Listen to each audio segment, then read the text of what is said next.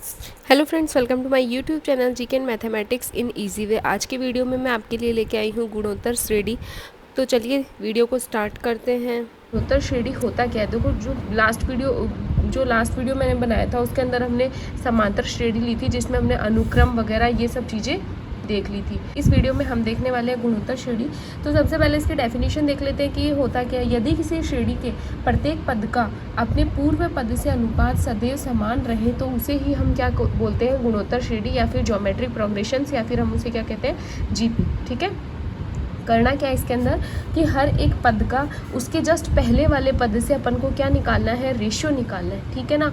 और वो अगर बराबर रहता है हर टाइम तो उसी को हम क्या बोल देते हैं? जीपी बोल देते हैं। ठीक है। अशून्य संख्या की श्रेणी होती है, इसमें कोई भी आप अशून्य नहीं ले सकते हो, मतलब शून्य नहीं ले सकते हो। ठीक है ना। अगर शून्य लोगे और वो उसके साथ अनुपात निकालोगे तो क्या आ जाएगा? अनंत आ जाएगा, जो कि पॉसिबल नहीं है। तो ये पॉइंट अपने यहाँ ये पहले ही लिख दिया कि अशून्य संख्या की ये श्रेणी है। ठीक है ना। अब देखिए इसके अंदर प्रथम पद को हमेशा किससे रिप्रेजेंट करना है? ए से। उसमें हमने सार्व अंतर लिया था, डिफरेंस लिया था डी। इसमें हमें क्या लेना है? सार्व अनुपात लेना है, यानी रेशो लेना है। तो उसको हम रिप्रेजेंट करेंगे किससे? आर से। ठीक है ना। एक एग्जाम्पल लेके देख लेते हैं। जैसे मैंने यहाँ श्रेणी ली है 2, 4, 8, 16, 32 डैश डैश डैश। ठीक है। तो इसके अंदर हम अगर रेशियो निकालें, क्योंकि मैंने यही बोला कि एक पहले पद का दूसरे उससे जस्ट पहले वाले पद से क्या निकालना है? अनुपात निकालना है। रेशियो तो हम निकालते हैं, 4 का रेशियो निकालना है 2 के साथ, तो 4/2 कितना आता है? 2। ठीक है। 8 का निकालते हैं 4 के साथ, तो 8/4 इज इक्वल टू कितना आता है? 2। अगेन 16 का निकालते हैं जस्ट इससे पहले वाले से, 16/8 तो कितना आता है? 2। यानी हर टाइम सार्व अंतर क्या आ रहा है? सार्व अनुपात क्या आ रहा है? इनका 2 आ रहा है। इट मीन्स ये कौन सी श्रेणी को शो कर रहा है? गुणोत्तर श्रेणी को। ठीक है ना। तो हम इसके पहले पद को रिप्रेजेंट करेंगे ए से, सेकंड टर्म को हम रिप्रेजेंट करेंगे किससे? ए आर से, थर्ड टर्म को करेंगे ए आर स्क्वायर से, फोर्थ को करेंगे ए आर क्यूब से, डैश डैश डैश। ठीक है। A r raise to n-1। ठीक है ना। अब देखो T1, T2, T3 dash dash dash यहाँ पे लिखा Tn से। इसके अंदर ये ध्यान रखना, देखो जहाँ मैंने T2 लिखा है यानी सेकंड टर्म है, तो R की पावर कितनी लग रही है? 2 से 1 कम लग रही है। 3 है तो यहाँ 3 से 1 कम यानी 2 लग रही है। अगर मैं यहाँ लिखती है T4 तो इससे 1 कम 3 हो गया, तो ए आर क्यूब हो गया। तो मैं जब n वां पद निकालूंगी तो इससे 1 कम लिखना है मुझे, तो ए आर रेस टू n-1। समझ में आ गया ना। सपोज मैं आपको T20 पूछती तो क्या आता है? वो ए आर 20 में से 1 कम करना है तो कितना आएगा? वो 19 आएगा। ठीक है। अब Tn is equal to a r raise to n-1 यहाँ पे हमने निकाल लिया है। जनरली हमने समझ लिया सीक्वेंस देख के। तो r को हम कैसे रिप्रेजेंट कर सकते हैं? A2/A1, यानी सेकंड टर्म को डिवाइड करना है फर्स्ट टर्म से, थर्ड टर्म को डिवाइड कर सकते हो, या फिर आप सेकंड टर्म से, या फिर आप कर सकते हो फोर्थ टर्म को थर्ड टर्म से डिवाइड। तो ऐसे ही ये यहाँ पे लिख दिए। ठीक है। A3/A2 या फिर T2/T1 या T3/T2, ऐसे आप कुछ भी लिख सकते हो। नेक्स्ट पॉइंट हम देखते हैं, if a b c are in GP. ये 3 टर्म आपको गिवन है किसी जीपी की, a b c, first, second and third. तो हम इसके लिए कंक्लूजन निकाल लेते हैं। रेशियो जो है आर, सार्व अंतर अनुपात जो है वो आएगा B/A के, या फिर ये आएगा C/B के, कुछ भी आ सकता है ना। तो आर और आर इन दोनों को हम क्या लिख देते हैं? Equal. B/A is equal to हो गया C/B, क्रॉस मल्टीप्लाई करते हैं बी को बी से एंड ए को किससे करते हैं? सी से। तो ये हो गया B/B हो गया B² और A/C कितना हो गया? A/C। अगर हम यहाँ b की वैल्यू निकालते हैं तो उधर से स्क्वायर हट के इधर लगेगा अंडर, तो ये वैल्यू आ जाएगी +-√AC। ठीक है ना। एक कंक्लूजन हमने ये निकाल लिया कि जो बीच वाली टर्म होती है वो इन दोनों के गुणक के अंडर के इक्वल होती है। ठीक है। सेकंड हम क्या देख सकते, सेकंड पॉइंट आपको इसमें देखना है, शुरू से n वां पद अगर हम निकालना चाहते हैं तो Tn इज इक्वल टू क्या होता है? A r raise to n-1। अभी हमने ऊपर निकाला था। ठीक है। कई बार क्वेश्चन क्या होता है, आपको अंत से पूछ लिया जाता है कि किसी गुणोत्तर श्रेणी का लास्ट से 5वां पद बताइए, लास्ट से सेकंड पद बताइए, लास्ट से 10वां पद बताइए, या 20वां पद बताइए। तो उसके लिए फॉर्मूला क्या है? अगर आपको अंत से Pवां पद पूछा जाता है, ठीक है, कौन सा पद पूछा जाता है? Pवां पद पूछा जाता है। तो कुल पद अगर n हो और Pवां पद अपन को अंतिम से पूछ रहा है तो उसका फॉर्मूला होगा ए आर रेस टू n-P। 1 की जगह यहाँ पे क्या लिखना है? P लिखना है। ठीक है। A r raise to n-P। ठीक है। उसके बाद हमें ध्यान रखना है जीपी के n पदों का योग। हमने समांतर श्रेणी में भी सेम पॉइंट देखे थे। तो n पदों का योग क्या आने वाला है? Sn। n मैं यहाँ इसलिए लिख रही हूँ ताकि n पदों का सम हमें निकालना है, इसलिए n लिखा है। A 1 minus r raise to n upon 1 minus r, ठीक है ना। या फिर इसी को हम दोनों में क्या लिख सकते हैं, a r raise to n minus 1 upon r minus 1। समझ में आ गया ना आप, क्योंकि इनमें से अगर माइनस कॉमन लोगे तो माइनस से माइनस कट के आ जाएगा, तो आप चाहे ये फॉर्मूला लगाओ चाहे ये फॉर्मूला लगाओ, आर की वैल्यू क्या नहीं होनी चाहिए, 1 नहीं होनी चाहिए, ये आपको थोड़ा ध्यान रखना है, ठीक है।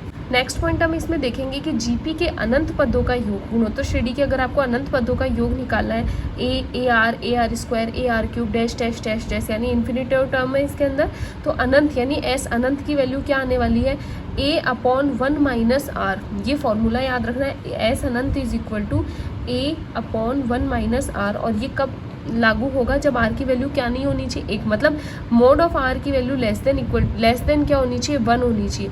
लेकिन अगर आर की value greater than equal to 1 दे दिया, तो 1 हो या 1 से बड़ी हो, तो एस इन्फिनिटिव की वैल्यू क्या आने वाली है, एस इन्फिनिटिव की वैल्यू आने वाली है इन्फिनिटिव। फोर्थ पॉइंट हम देखेंगे गुणोत्तर माध्य अगर हमें निकालना है। हमने लास्ट वीडियो में समांतर माध्य निकाला था, अब हम निकालेंगे गुणोत्तर माध्य, जिसको हम कहेंगे ज्योमेट्रिक मीन, ठीक है ना। जी एम से रिप्रेजेंट करेंगे, ए बी सी अगर गुणोत्तर श्रेणी में है तो इनका गुणोत्तर माध्य तो हमेशा बीच वाला होता है। तो b की वैल्यू हमने अभी यहाँ निकाली थी, कैसे निकाली थी, b की वैल्यू आएगी प्लस माइनस अंडर रूट ए सी, ठीक है, ए इंटू सी। ये तब है जब दो पॉइंट के मतलब प्रथम पद और अंतिम पद के बीच में क्या हो, एक ही पद हो गुणोत्तर माध्य का। लेकिन अगर आपको अनंत पद दे रखे हो बीच में, a dash dash dash dash b, यानी कि जो गुणोत्तर माध्य है वो G1 G2 G3 dash dash dash कितने हो गए, Gn बीच में गुणोत्तर माध्य दे दिए। प्रथम पद मैंने लिखा A और सेकंड पद लास्ट पद लिखा B, ठीक है। तो सबसे पहली चीज़ तो आपको ये समझ में आना चाहिए कि इस गुणोत्तर श्रेणी के अंदर पदों की संख्या कितनी है। तो देखो n तो मैंने यहाँ बीच में लिख दिए, ठीक है, एक ये जुड़ गया उसमें, एक ये जुड़ गया, तो कितने हो गए टोटल पदों की संख्या n+2। ये याद रखना है यहाँ पे, ठीक है, n+2। अब यहाँ से r जो आपको सार्वय अंतर है वो कैसे निकालेंगे, r is equal to b upon a, b last पद है, a यहाँ वाला पद है, रेज टू 1 अपॉन n+1। ये फॉर्मूला आपको क्या करना है, याद करना है, ठीक है। क्वेश्चन डायरेक्ट भी आता है। G1 की वैल्यू आएगी ए आर, G2 की वैल्यू आएगी ए आर स्क्वायर, G3 की वैल्यू आएगी ए आर क्यूब, Gn की वैल्यू a r raise to n। ये है आपका गुणोत्तर माध्य के फॉर्मूले, ठीक है। गुणोत्तर माध्य नंबर 1 इतना आएगा, 2 इतना आएगा, 3 इतना आएगा, ऐसे हम इसके गुणोत्तर माध्य निकाल लेंगे। तो चलिए नेक्स्ट पॉइंट देखते हैं, श्रेणी के पद, ठीक है। अगर क्वेश्चन में आपको विषम पद संख्या दे रखी हो तो आपको कौन से पद एज्यूम करने हैं। विषम पद में अगर 3 पद दे रखे हो तब आपको कौन सा एज्यूम करना है, a upon r, a and a r, ठीक है। ये 3 पद ही आपको लेने हैं, first term, second term, third term, और इनको लेके क्वेश्चन सॉल्व करना है। अगर आपको 5 पद क्वेश्चन में गिवन हो तो a upon r square, a upon r, a r square, ठीक है, ये आपको ले लें, ठीक है ना।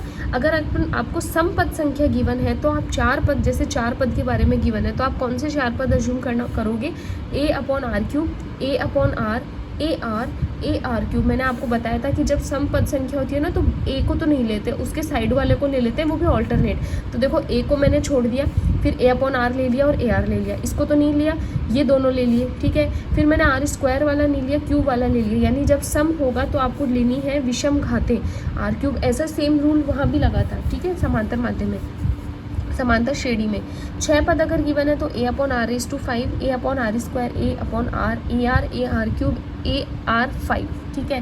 तो ये पॉइंट आपको याद रखने हैं। उसके बाद कुछ गुणधर्म है गुणोत्तर श्रेणी के, तो वो देख लीजिए। If a b c d are in G P then k into a, k into b, k into c, k into d are also in G P. अगर आपको ए बी सी डी किसी गुणोत्तर श्रेणी के पद दे रखे हैं तो किसी कांस्टेंट से अगर इनको गुणा कर दिया जाए तो जो श्रेणी आने वाली है वो भी क्या होगी, एक जी पी ही होगी, ठीक है। सेकंड गुणधर्म याद रखना है, a b c d are in G P then a raise to k, b raise to k, c raise to k, d raise to k also are also in G P. ये भी किस में होंगे, G P में होंगे, power अगर लग जाती है तो, ठीक है। चलिए ये बेसिक सी चीज़ें हैं गुणोत्तर श्रेणी की जो आपको याद रखने हैं। अब जो बाकी के आपके पॉइंट क्लियर होते जाएंगे वो क्वेश्चंस को लेके होते जाएंगे। तो चलिए क्वेश्चन स्टार्ट करते हैं।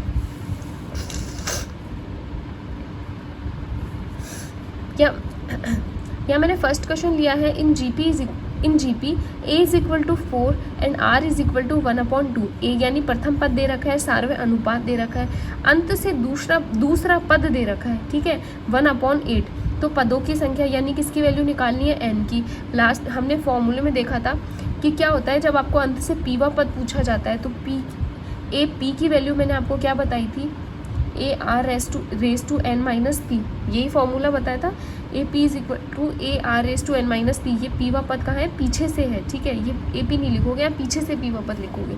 तो फॉर्मूला आने वाला है अपन को पीछे अंत से दूसरा पद दे रखा है 1/8 is equal to a r raise to n minus अंत से दूसरा है, तो पी की वैल्यू कितनी आएगी 2, और वैल्यू पुट कर देते हैं। ए की वैल्यू यहाँ पे कितनी गिवन है 4, आर है आपका 1/2 एन माइनस 2, ठीक है। इसको सॉल्व करेंगे तो कितना आएगा, ये 4 इधर अपॉन में आएगा, 8 इंटू 4 कितना हो जाएगा 32, 1/2 रेस टू कितना हो गया n माइनस 2। 32 को हम किसकी पावर लिख सकते हैं, अगर 32 हम लिखना चाहें तो 32 को हम क्या लिख सकते हैं 2 into 2 into 2 2 into 2 into only, ठीक है, 2 इंटू 2 4 4 2 ज़ा 8 8 2 ज़ा 16 16 2 ज़ा 32, तो ये आपके कितने हो गए 2 रेस टू 5, ठीक है। तो 1 अपॉन हम इसको क्या लिख सकते हैं 1/2 raise to 5 is equal to 1/2 raise to n minus 2। n minus 2 compare करेंगे तो इसकी वैल्यू कितनी आ गई 5 के इक्वल आ गई, तो हम यहाँ से क्या लिख सकते हैं n minus 2 is equal to 5 n is equal to 7। तो ये आपका आंसर आ गया, n की वैल्यू कितनी आ गई 7 आ गई, ठीक है। इस तरीके से आप इस क्वेश्चन को सॉल्व करोगे। नेक्स्ट जो टाइप का क्वेश्चन आता है वो आता है, एक जीपी आपको गिवन है 4 + 4/3 + 4/9 + डैश डैश डैश, और किसकी वैल्यू फाइंड करनी है एस इन्फिनेटिव की। तो एस इन्फिनेटिव का फॉर्मूला हमने देखा था, s infinitive is equal to a/1 minus r, यही फॉर्मूला था। चलो वैल्यू पुट करते हैं, ए की वैल्यू कितनी है यहाँ पे 4 है, आर की वैल्यू हम निकालते हैं, सेकंड टर्म को डिवाइड करना है किससे फर्स्ट टर्म से, कुछ नहीं अपॉन में लगाएंगे 1, तो ये हो गया 4/3 इंटू 1/4, 4 से कट होके कितना आ गया 1/3, तो ये हो गया आपका 4/1 माइनस 1/3, एलसीएम लेके सॉल्व करेंगे तो 3 आएगा, 3 माइनस 1 कितना हो गया 2/3, 4/2/3 हो गया, ठीक है। इस तरीके से आप इसको सॉल्व करोगे तो ये जाएगा ऊपर, तो ये हो जाएगा 4 इंटू 3/2, 2 2 ज़ा 4, तो 3 2 ज़ा 6, तो आंसर कितना आ गया 6 आ गया, ठीक है। Next question is in GP पहले 3 पदों का गुणनफल दे रखा है आपको 216 तथा योग दे रखा है 21। पहले 3 पद हमें नहीं पता, इसका मतलब हमें क्या करना है, 3 है वो भी विषम पद है, तो हमें कौन से पद एज्यूम करने हैं a/r, a और ar, ठीक है। तो आपको गुणनफल गिवन है इसका, तो a/r इंटू ए आर, गुणनफल कितना दे रखा है 216, तो ऐसे सोल्व करेंगे, r से r कट हो जाएगा, a क्यूब कितना आ गया 216, 216 को किसका क्यूब लिख सकते हैं 6 का क्यूब लिख सकते हैं, कंपेयर करेंगे तो क्यूब से क्यूब हट जाएगा और a की वैल्यू कितनी आ जाएगी 6, ए की वैल्यू आ गई हमारे पास 6, ठीक है। अब देखो ए कौन सा पद है, ए हमारा सेकंड पद है, सेकंड टर्म है, क्योंकि हमने ए फर्स्ट टर्म किसको मानी थी a/r को, यानी अब हमें किसकी वैल्यू फाइंड करनी है r की। उसके लिए हम कौन सा काम में लेंगे, योग काम में लेंगे 21, ठीक है। योग हमें गिवन है तो a/r plus ar is equal to 21। यहाँ आप a की वैल्यू पुट करोगे, r जो है उसका क्वाड्रेटिक इक्वेशन द्विघात समीकरण में एक समीकरण बनेगी, उसको सॉल्व करके आप r की वैल्यू निकालोगे। जैसे ही r की वैल्यू आ जाएगी, उसको a को r से डिवाइड करोगे तो वो आ जाएगी हमारी फर्स्ट टर्म, तो फर्स्ट टर्म आ जाएगी a/r, ठीक है। ये क्वेश्चन आप ऐसे सॉल्व करना। नेक्स्ट क्वेश्चन हम देखते हैं, जीपी आपको गिवन है 72 + 24 + 8 + डैश डैश डैश, और ये बोला है कि कौन सा पद 8/81 है, ठीक है। तो अपन इसके अंदर देख लेते हैं, जो सबसे पहले हम वैल्यू निकालेंगे ए की, ए आपको गिवन है कितना 72, फिर हम निकालते हैं आर क्या होता है, सेकेंड टर्म को डिवाइड करेंगे फर्स्ट टर्म से, तो ये हो गया 24/72। जब आप इसको कट करोगे तो 24 3 ज़ा कितना होता है 72, तो ये हो गया आपका 1/3, आर की वैल्यू आ गई। अब इसने बोला है कि कौन सा पद, तो हम ये मान लेते हैं कौन सा पद है, ये n वां पद है, तो an इज इक्वल टू 8/81 हमें गिवन है, ठीक है, n वां पद हमने मान लिया। n की वैल्यू क्या होती है ar⁻n-1, यही होती है, n की वैल्यू हमें फाइंड करनी है, तो इन पर वैल्यू पुट करेंगे तो a की जगह कितना लिखेंगे 72 into 1/3n-1 is equal to 8/81। जब आप इसको सॉल्व कर लोगे तो किसकी वैल्यू आ जाएगी आपके पास, n की वैल्यू आ जाएगी, और जो n की वैल्यू आएगी वही आपका क्या हो जाएगा आंसर, ठीक है। इस तरीके से आप इस क्वेश्चन को सॉल्व करोगे। Next question is if a b c are in GP then, तो ये क्वेश्चन आपके लिए है, अगर ए बी सी जीपी के अंदर है तो आप इसके लिए कौन सा स्टेटमेंट को ट्रू बोलोगे, लोग ए log b log c are also in GP, a² + b² + c² is equal to a + c whole square, log a⁻n log b⁻n log c⁻n are in AP, ठीक है, AP है ये GP नहीं है, या फिर ऑल ऑफ दिस, ठीक है। अगर आपको ये वीडियो पसंद आया तो इस वीडियो को लाइक कीजिए, चैनल को सब्सक्राइब कीजिए। Thank you so much.